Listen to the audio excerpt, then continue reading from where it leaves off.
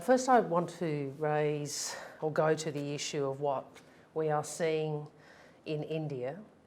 It's a situation which is devastating, and Australia should be doing all we can to assist. And can I say this? Labor stands with the people of India, and we also stand with the Indian diaspora, the Indian community here in Australia, many of whom are so deeply worried about friends and family who are in India and who are so concerned and distressed by the rampant spread of the virus and the terrible toll it is taking across their country. So we would urge Mr Morrison to work as closely as we are able with the Indian government to determine how Australia can best support India through this time of crisis. We do that because India is our friend. We also do that because we know that Australia is most secure if we can combat the virus everywhere, if the virus can be brought under control across the whole region. I would also make this point. Our thoughts are also with the 10,000 Australian citizens and permanent residents who are stranded in India. This is a very high number. We have increasing numbers of Australians who are vulnerable and in need of assistance, and that is likely to grow. It is well past time for Mr Morrison to do what he should do, and that is to provide safe national quarantine. Mr Morrison has refused to provide safe national quarantine. He has handballed this to the states.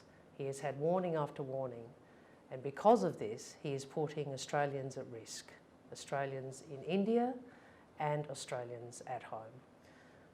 Happy to take questions. So what sort of humanitarian support should we provide to India? Look, I think I would say to the government we should work closely with the Indian government to work out how we can best contribute. The numbers are extraordinarily high, and we should work with the Indian government to work out what is the best way for Australia to provide support in circumstances where we're seeing hundreds of thousands of new cases a day. Would Labor support these supposed moves to further restrict flights for those wanting to come home? Well, I'll make a couple of points. I've seen reports about the halting of flights. The first proposition is we have always said we should follow the health advice when it comes to border closures. That has always been the case. We should follow the health advice. Secondly, I would make this point. We still don't have a system of safe national quarantine, and that's wrong. And we know it's wrong because the Prime Minister's been told it's wrong. He's been told by his own independent advisors who said to him, you need a system of national quarantine. He's been told by the AMA, who've called for a change to our system of quarantine. And as a consequence of not having that system of safe national quarantine, more people are at risk here in Australia and elsewhere. Do you sympathise with those who are stuck in India who say any further move to restrict flights would be cruel? I sympathise with Australians overseas who are stuck overseas, who have not been able to get home and who frankly have not been supported sufficiently by a government who was prepared to step up and ensure we had safe national quarantine. That has always been the key to getting Australians home safely and not putting either them or the broader Australian community at risk. When you say safe national quarantine, could you elaborate on what? Sure. Well, there's a few points. I think Mr Morrison has been told at least 3 times about the risk to the quarantine system. Ms Holton said that they should look at a national facility for emergency or surge situations. We know Howard Springs has been on the table for some time. It has come on far later than it should. The government has refused to step up and look to how it might establish quarantine facilities outside of our national cities. The government's also failed to ensure there are national standards for hotel quarantine, which has also been called for.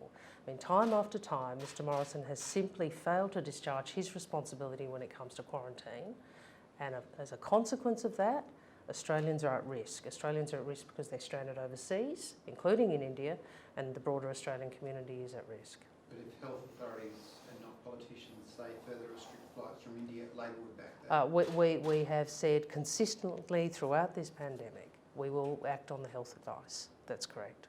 Mike Bazzola, do you think he'd be a good fit for Defence Department Secretary? Well, look, words matter. And in national security, in diplomacy, words matter.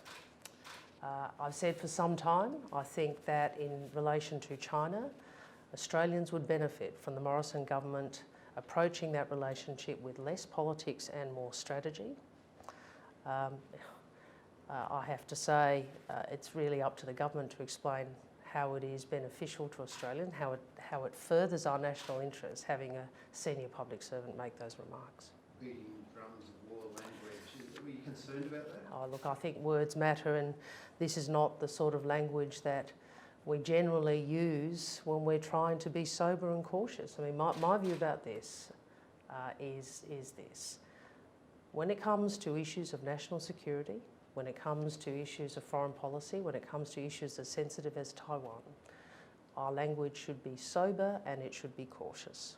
But his words shouldn't preclude him from that position? Well, I think it is for the government to explain how Mr Pezzullo's words are consistent with government policy and how they further Australia's national interests.